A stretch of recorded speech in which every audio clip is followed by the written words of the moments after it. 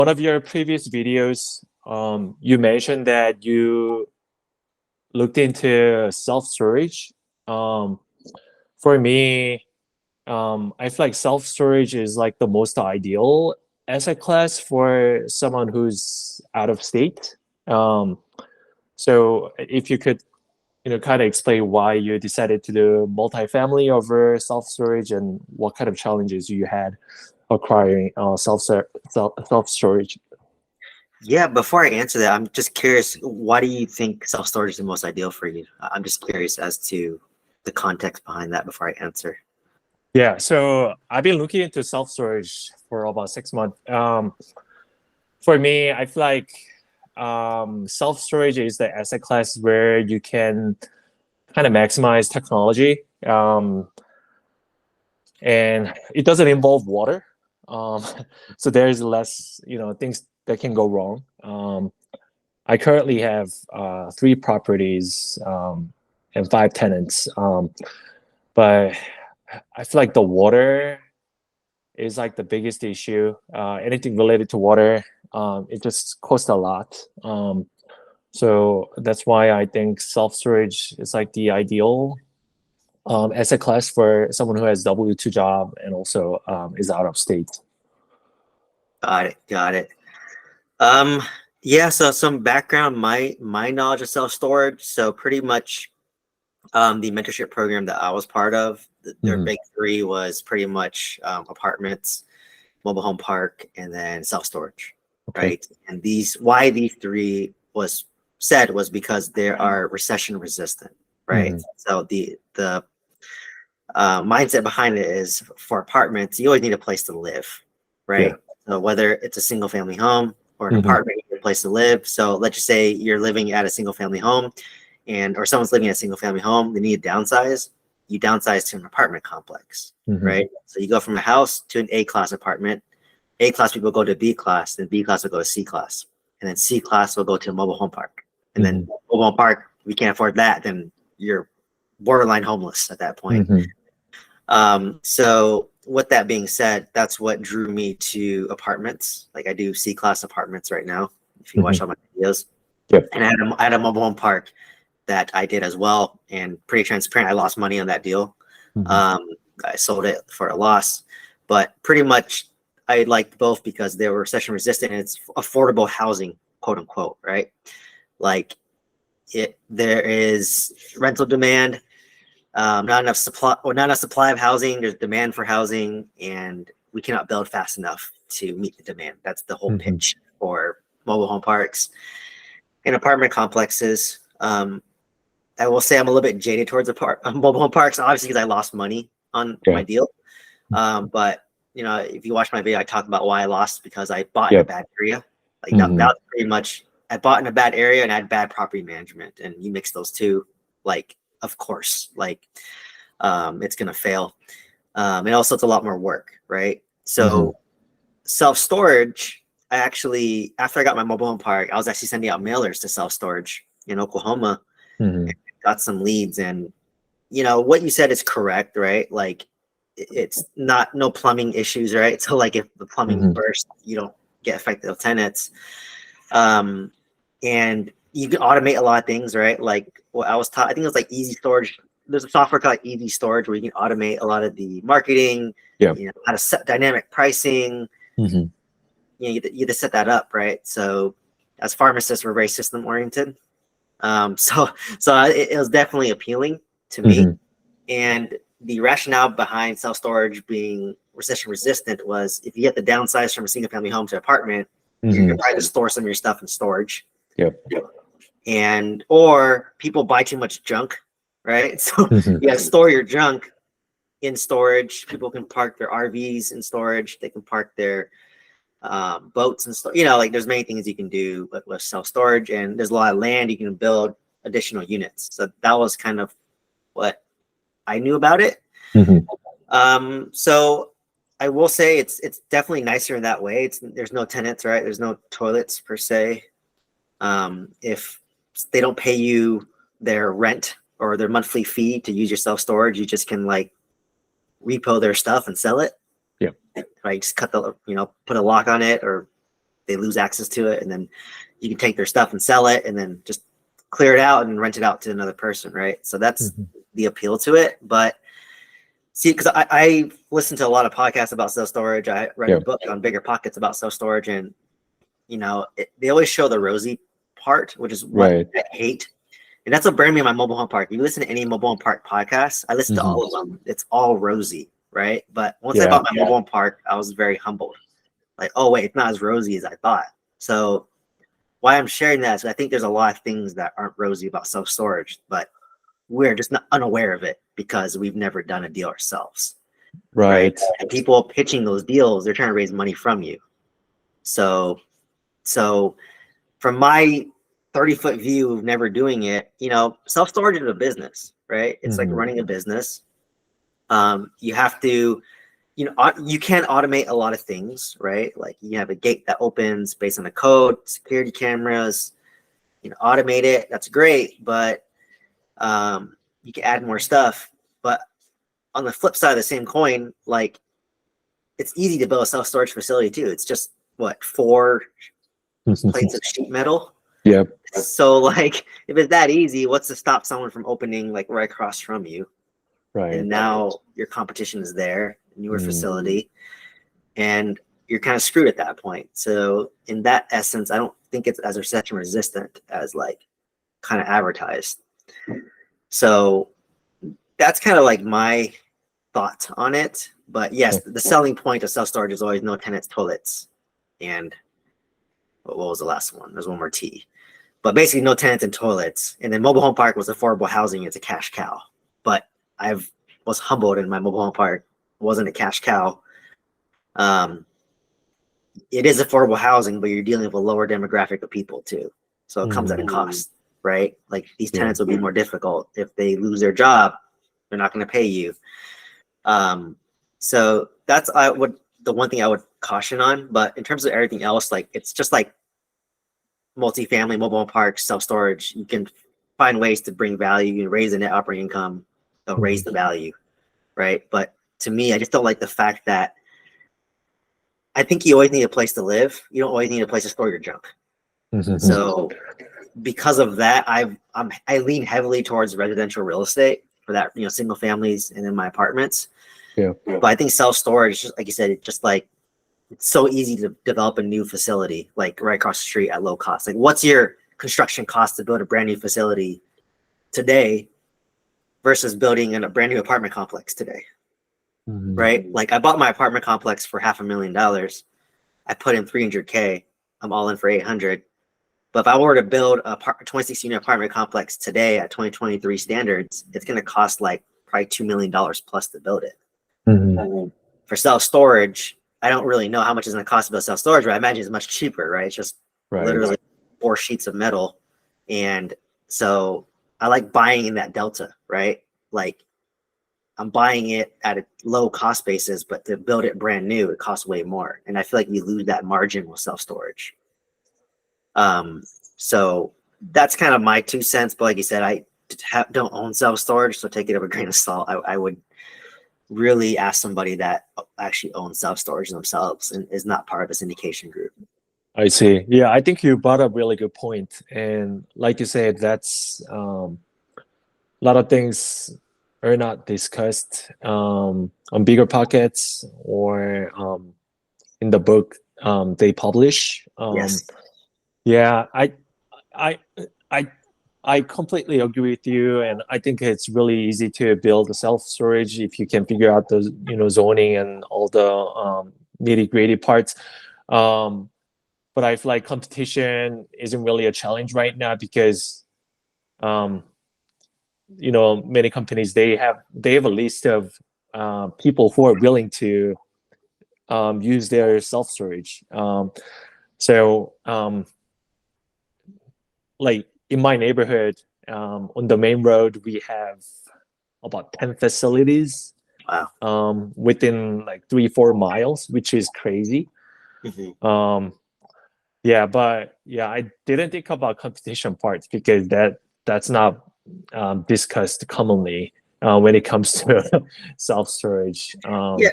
Because imagine you buy like for me, right? I had access to like mom and pop self-storage deals. That's the whole selling point. Like where you can do creative financing, low money down, or you can buy with margin, right? Because maybe they haven't raised storage rents in a while. Maybe they didn't automate things, right? And they didn't really advertise. It was more of like word of mouth, right? So that's the value that you would bring, right? For example, or maybe if there's like an opportunity to build units that's climate controlled, then you can have the lender give you that money to build it and add more value, right? That's what a lot of the other students were doing as part of the mentorship I was part of.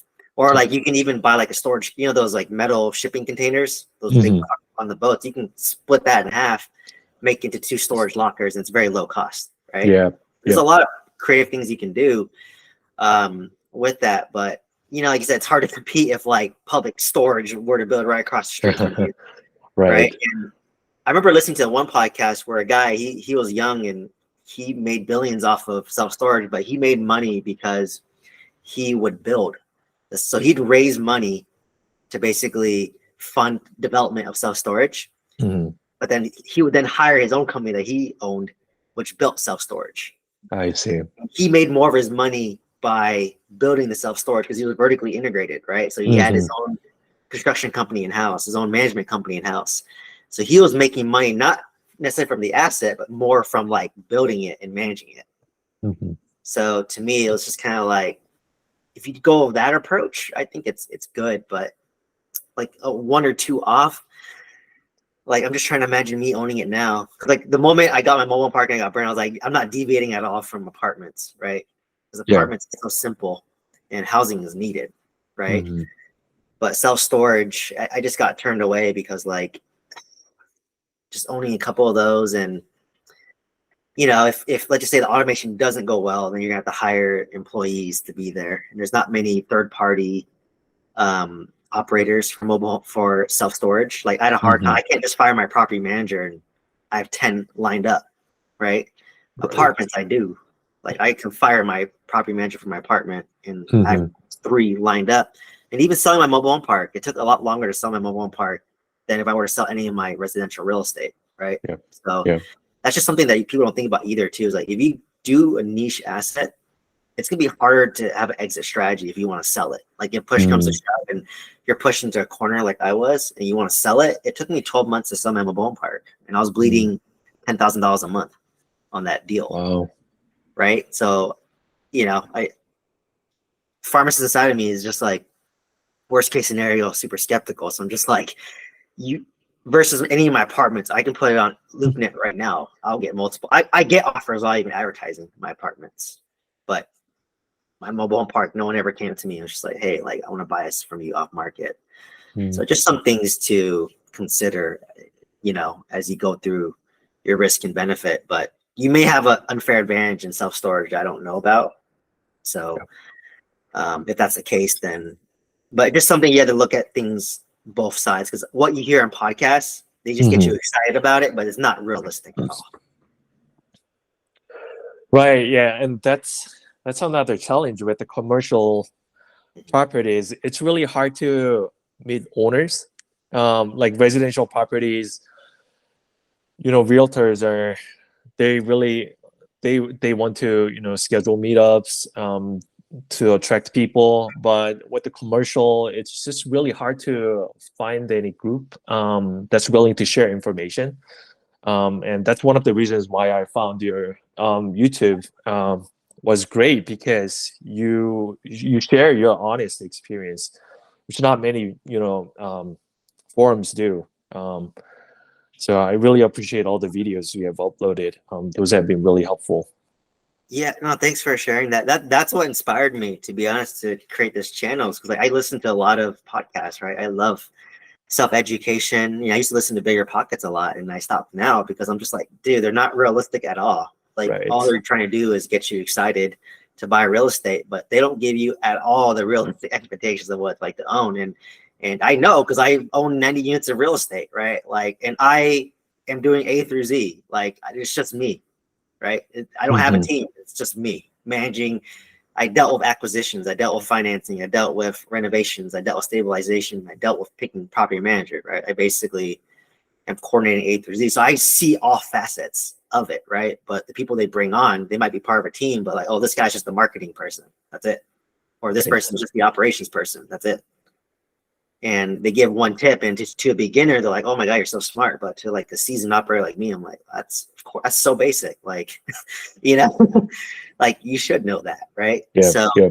they're very good at getting you excited about doing real estate, but in terms of like the reality and the execution, I think it's too skewed, right? And I've been trying to get into bigger pockets for a while, and they don't even call me, and I own more real estate than most of those people on the channel. So that's why I just said, you know what, forget it. I'm just gonna create my own content and share my good, the bad, the ugly, and the truth. You know, I admit when I lose, I admit when I win, right? So it's full transparency. But if you look at a lot of those people, those brands, they don't talk about their losses at all, ever. Right. Yeah. Yeah. But I know they lost. I know they lost.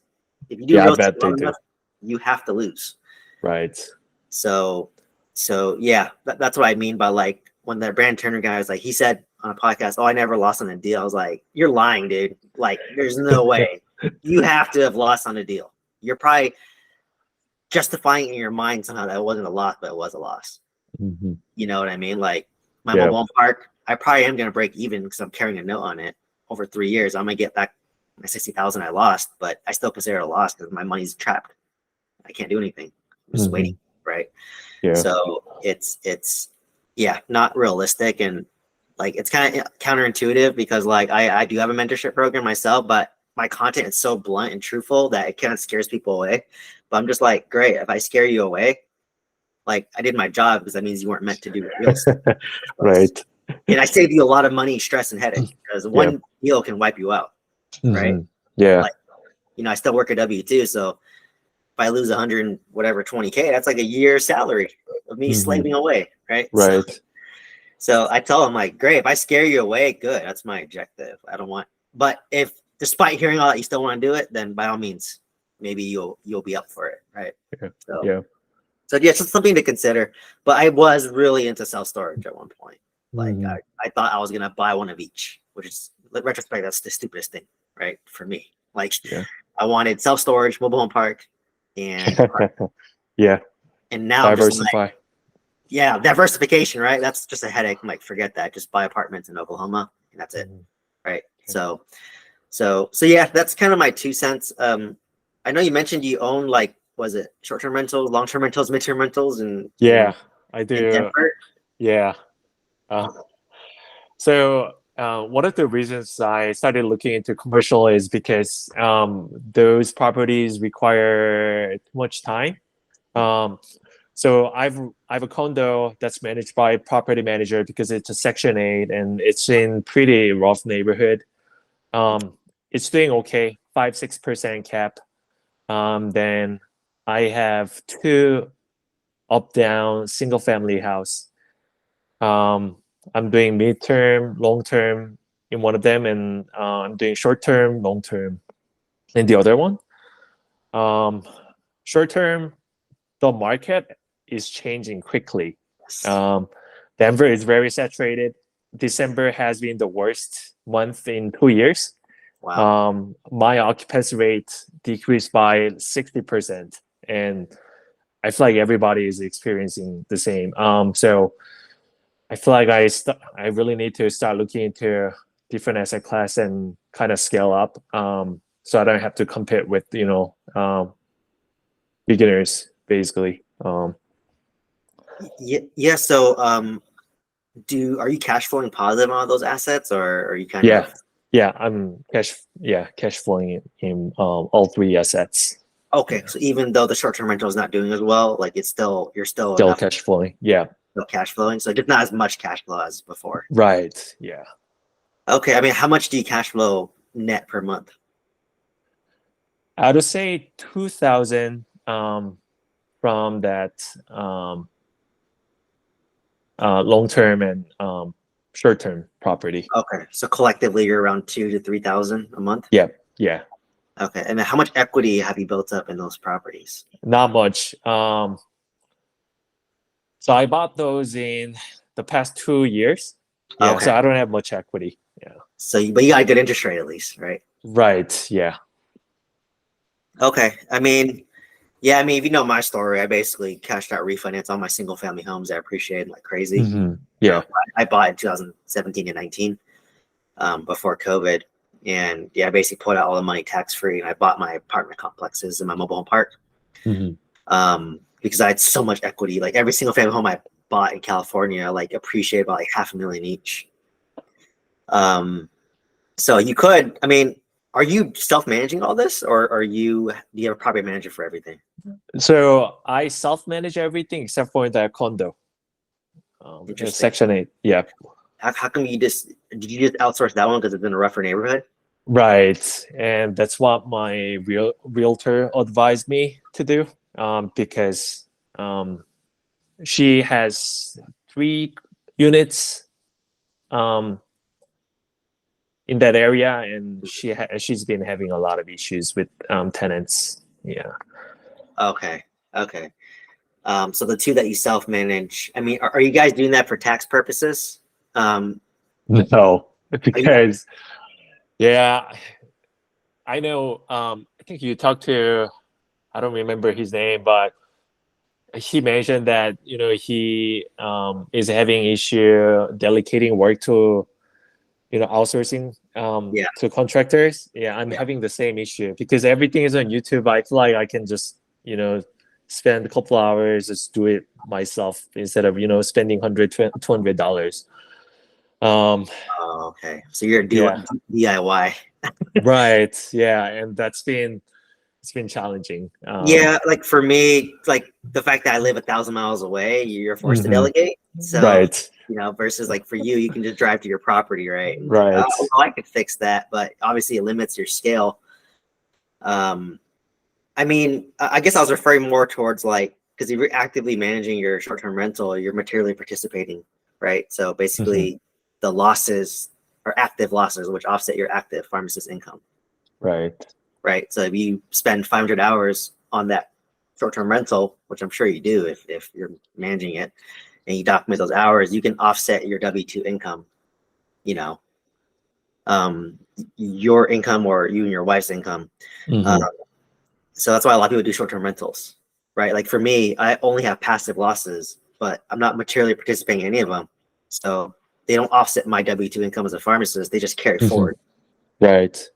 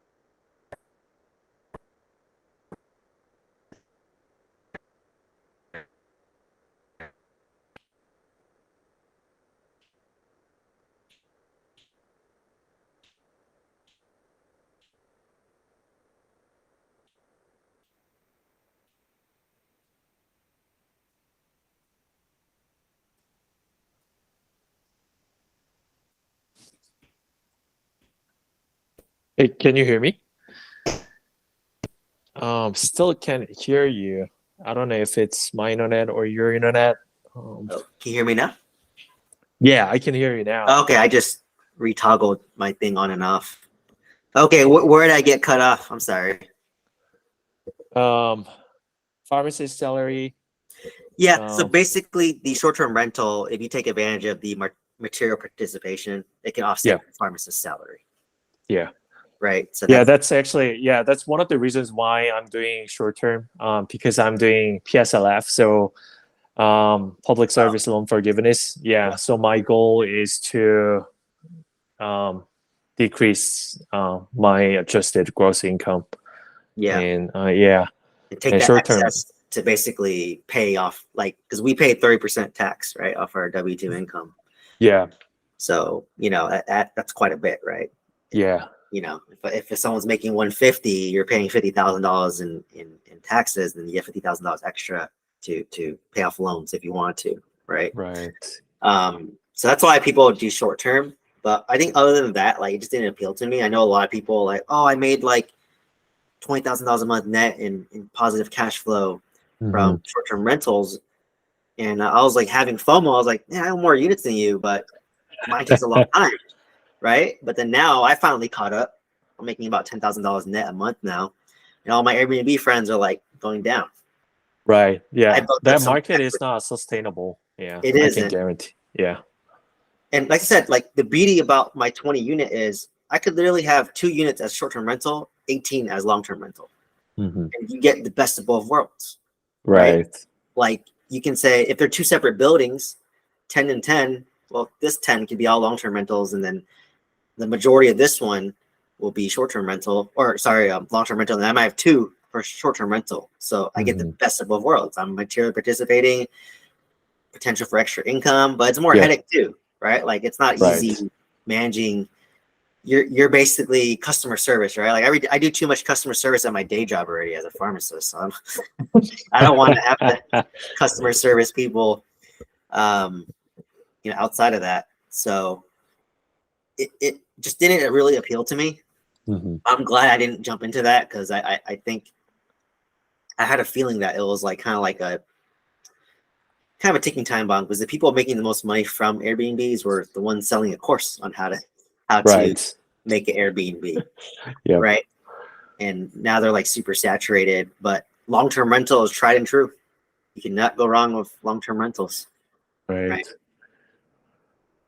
So I guess what's if you were to go into commercial real estate, like how would you fund it? Would you look to sell some of your assets, or do you just have money saved up? Like I just have money saved up. Yeah. So we save about 80% of our income because we live really frugally. Yeah, so I think I should be able to purchase maybe 1 to 1.5 million dollar asset within 1 to 2 years. 25% down, you're assuming? 20 to 25% down. Yeah. And then does that include renovation, or is that just That doesn't include the renovation. So do you ever look at turnkey properties? So if for me, when you go off market, usually you're gonna kill it with value add, right? Okay. So, Yeah. like my story, I self-funded my renovation, right? So I pulled the money from my single family and basically put 20-25% down. Yeah. Negotiated some seller repair credit, so I cut my down payment to about 12%. And then I funded my $300,000 worth of renovation myself, right? Yeah. So pros and cons, right? Pros is like obviously you need to have the access to that much capital. But there are ways like I could have done like a bridge loan, which would have been like a hard money loan where it would have, I put 25% down of the cost of the asset plus the renovation cost. Right. So if I was all in for $800,000, 500 for the property and 300 for renovation, I would put 25% down of 800,000, which would be 200K down, right? And get a $600,000 loan, and it would cover my $300,000 renovation. But you're at the mercy of reimbursements, right? So you have to fix something, and then based on the scope of work, and then they send an inspector, and they inspect it, and then they'll reimburse you accordingly. But the problem is, you might have wrote, "Oh, it's going to cost me $5,000 to fix this unit," and I only listed maybe $1,000 for the floor, $1,000 for the kitchen. You break it down, right? But maybe it might have cost you $5,000 for the kitchen, or just the kitchen. They don't care. Based on the scope of work, that's how they reimburse you. And you're shooting in the dark because you don't know how much things cost as you start ripping things apart. Right. Right. So on my 20, that's where I got burned. Like I had a hard money loan, which included renovation, 100,000, but I was deviating from the scope of work so much, and I didn't get any much reimbursement, right? Because you're just getting guesstimates from the contractor. They're like, "Oh yeah, it's about maybe $10,000 for this unit, but this is them not ripping things out of the wall. But once you rip things out of the wall, you're like, oh, this plumbing issues here. Oh, this is worse than I thought. And things got more expensive, and I ended up not getting reimbursed a lot of what I had to put my own money anyways. So I just thought, so that's just one thing to keep in mind. But value add, I'm obviously favored for, because I made so much money through value add because I forced the appreciation. Yeah. Like if you look at my first deal, I bought for $500,000. It appraised at around 800. I put in 300 of renovation, so I'm all in for about 800, and it's probably worth 1.6 now. So I basically made $800,000 of equity on just one deal, right? So I doubled my net worth just by that one deal, and that's not including the $8,000 of cash flow I get per month now because everything's renovated, right? Yeah. So, but if you buy turnkey and you're going through a broker, you're going to pay top of market or above market, and it won't even cash flow at these interest rates. I mean, I know you're waiting 1 to 2 years. Hopefully, interest rates drop by then. But what's going to happen is once interest rates drop again, there's going to be more competition, right? So you kind of pick your poison, like, because I know when interest rates drop, I'm gonna pull all my money from my deals again, right? Like I don't want to do it now because I have a 4% interest rate, but if interest rates are like 4 to 5% again, I'm gonna pull out all my money in my 26 unit and pull out like close to over $500,000 and get ready to fire on the next deal, right? So yeah, it's kind of like picking your poison. Do you want competition or do you want lower interest or less competition, higher interest rates? So, but that's good. That's good that you're able to be frugal and save. Like I was probably saving about 8% too when I bought my first couple of real estate deals in California. I was probably saving about 8%. Yeah. Did you renovate your single family homes? No. So all my single families were all turnkey. Oh, wow. Okay. Yeah. I literally bought them on LoopNet or on like Zillow. I just go on Zillow and I bought it. And I just was lucky that I bought it at such a good time and it appreciated like crazy. Like California, it's all appreciation, right? No cash flow, all appreciation. Like you said, I bought my first one 2017 for 800. It's now worth 1.3. That's $500,000, right? And then my one in San Francisco, 1.1. It's probably worth 1.5.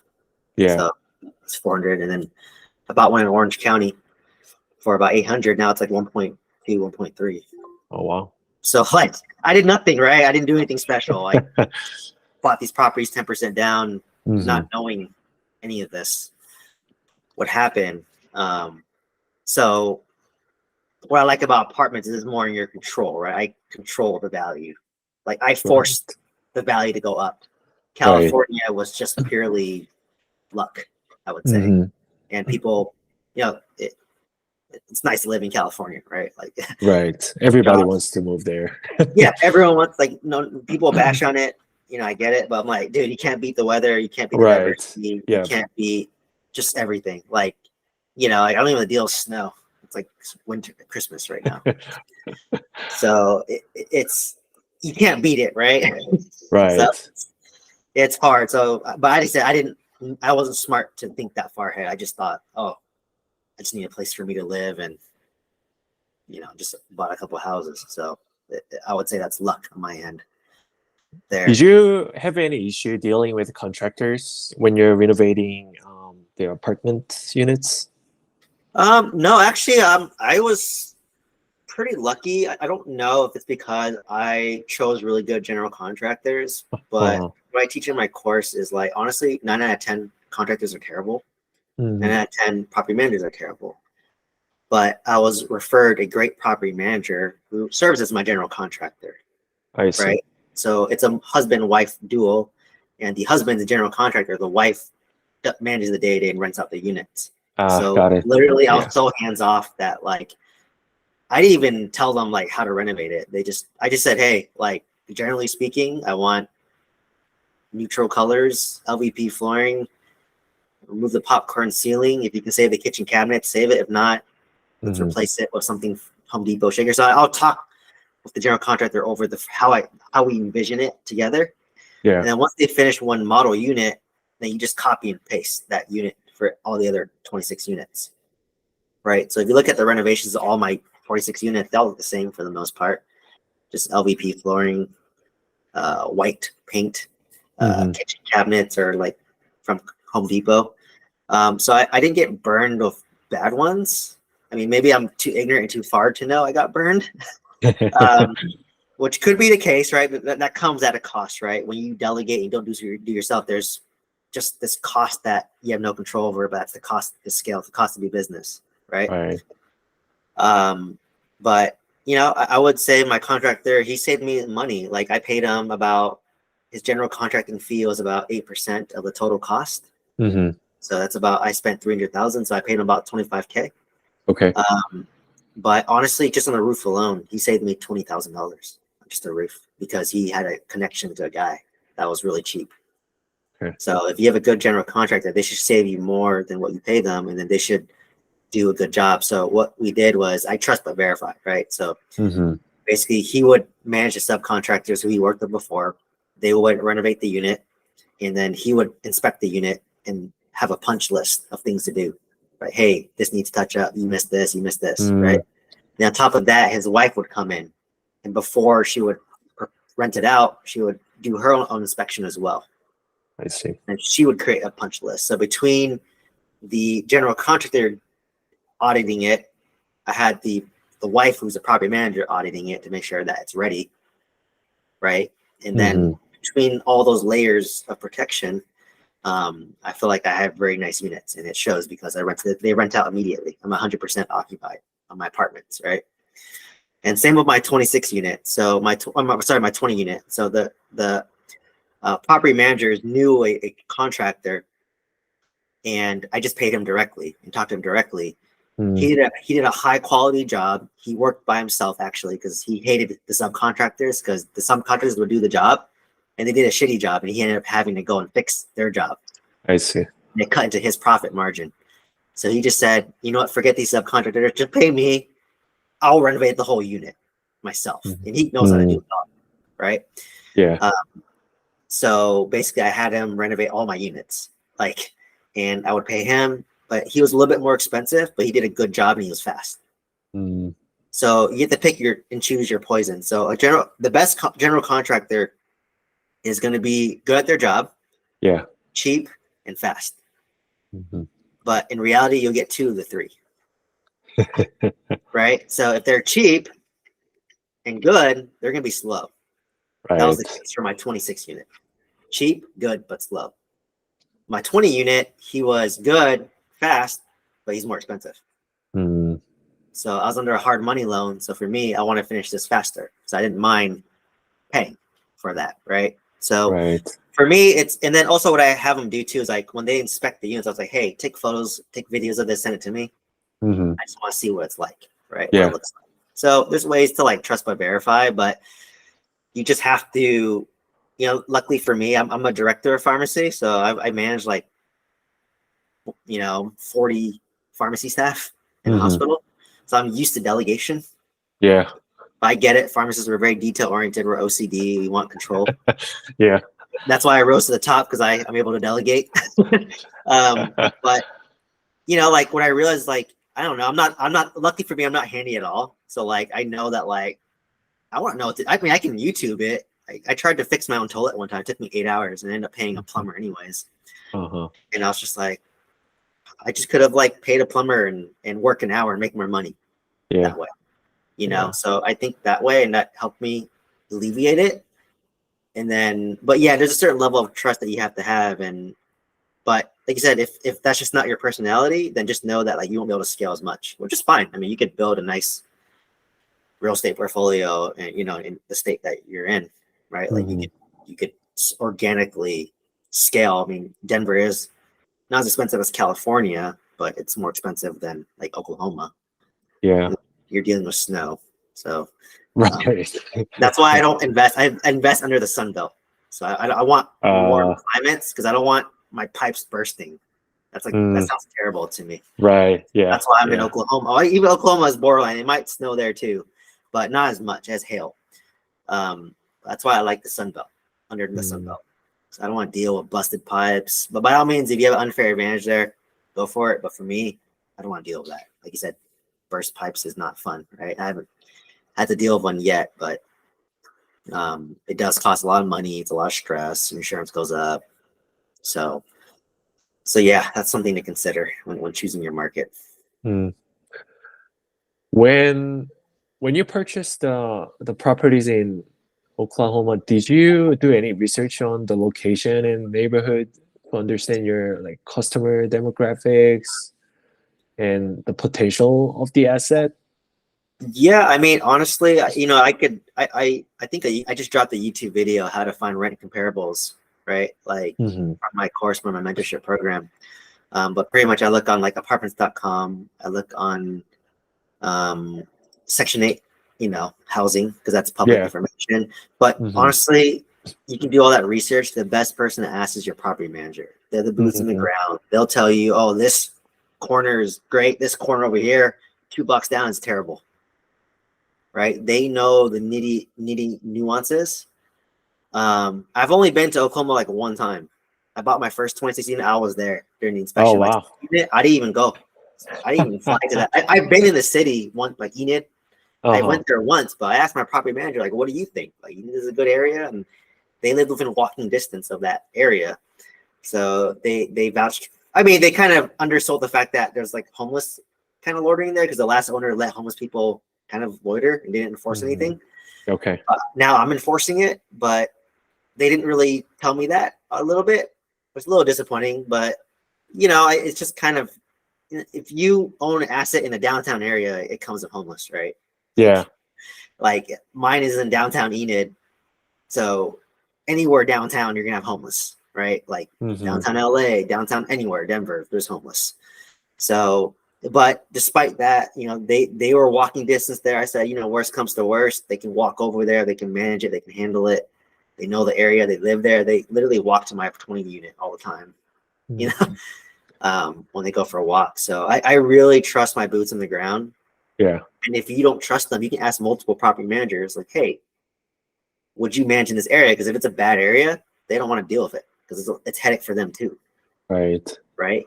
Like I remember, there's one property in Tulsa that I got killer seller financing on. Like I could literally, I think I negotiated like 20% down, and I can Mm-hmm. do 5% payments every year for 4 years. Mm-hmm.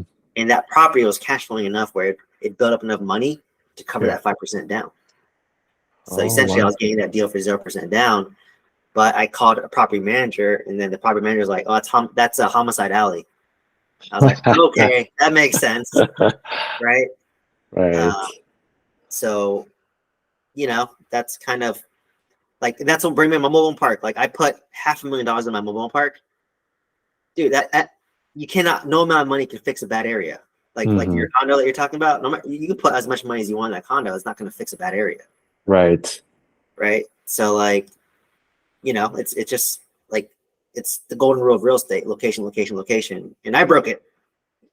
So if you buy in great locations, you'll never go wrong. It may be more expensive, but you'll never go wrong. Like California, I Right. can't go wrong. In Yeah. San Francisco, and I mean, or maybe right now it's a little bit bad, but like you buy in areas of high job demand and growth, you Mm-hmm. can't go wrong. So, um, yeah. And any last questions? I know we're kind of popping up on time here. So did you have a property manager before you purchased your properties? Yes. Oh So wow. I invested in Oklahoma because I had a good property manager, Okay. Yeah, that makes a huge difference. Yeah. right? Like if property managers make or break your deal, doesn't it make sense to get a property manager first before you choose your market? Like it Mm-hmm. just makes sense to me, right? Or you could find a good market and then you can find a good property manager too, right? But Yeah. like for me, I was just like, well, I like the market. It's affordable. It's cash flow, very landlord friendly, and I have a great property manager there. Like, well, why would I not buy my real estate in Oklahoma? That's why a lot of Yeah. people join my mentorship program. They want to Uh-huh. invest in Oklahoma like me. Um, so I create more competition for myself. But I just, it's not a sexy market, but it's steady. Like Yeah. when it market goes up, it's steady. When the market goes down, it's steady. So it's a great compliment to California, right? Yeah. California, Denver, Arizona. We're more volatile, right? But Oklahoma is just like steadily going up every year. So that's what appealed to me about it. I see. Okay. Yeah, that's good. One last thing. I've noticed that your last few videos are taken in Tesla. Did Yeah. you did you use Section 179 to purchase that car, or was that just under your name? No, it was just under my name. Okay. Honestly, my real estate it's already so negative already. I don't really Yeah, have additional money to write off. I see. But let's just say I was a real estate professional, Uh-huh. which I'm not because I have a W-2 and I'm not married. But if I was, I would have bought it under my holding company and then basically write off that income against my W-2, right? Yeah. But I bought that purely just because my BMW, which I had for 10 years after graduating farm school, broke on the side of the freeway. Oh. so I just bought that because I drive so much for my daily commute. That's why I started making. I'm sitting there charging every day for like 25 minutes. So I've been making videos Yeah. in my car. But no, I do write off the mileage though. So if I drive to my rental property, I will use the mileage deduction of standard. Yeah, standard mileage deduction. Yeah, and like it cost me 10 cents per mile to drive, right? Or about 10 cents per mile to drive or less. And I get to write off 65 cents per mile. So you're actually making money. Well, I margin about 55 cents, which writes off my income, right? So you make money per mile driven. So no, I don't like that's the one part that's killing me right now is like I own a lot of assets, I have a lot of depreciation, but I don't have anything to write it off against, right? That's why I'm trying to build other businesses so I get more cash flow because I'm asset rich, cash poor. I'm the definition of that, right? I have a lot of write-offs, but I cannot write off against my W-2 because I'm not a real estate professional. So it's a little bit discouraging on that end, but yes, there's a lot of benefits that people do, right? Like you could 179 and write it off completely. Yeah, for me, it just made sense because my W-2 income was less in 2022 because I qualified for the federal tax credit. So I actually got paid. I got paid to own that Tesla. It's 100%. I see. 100% financed it, and I'm going to get $7,500 from my tax return. Yeah, that's nice. So in a weird way, it's free, quote unquote free. And I get free charging for about 6 months. So that's awesome. Yeah. Cool, man. Well, thanks for hopping on. Yeah, thanks for your time. Yeah, this was great. Yeah. These are every Wednesday, and like I said, I if you have a question that you have, just shoot me. I'm not sure if you have my email. Oh yeah, just reply to the newsletter. Yeah. Question, and then I need video ideas to answer for when I'm sitting in my car every day. So if you have a question, happy to just answer it for you on the video, and I just upload it onto YouTube.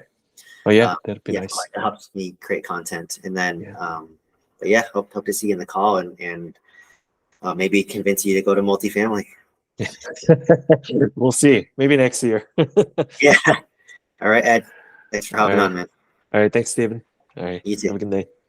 Bye-bye. Bye.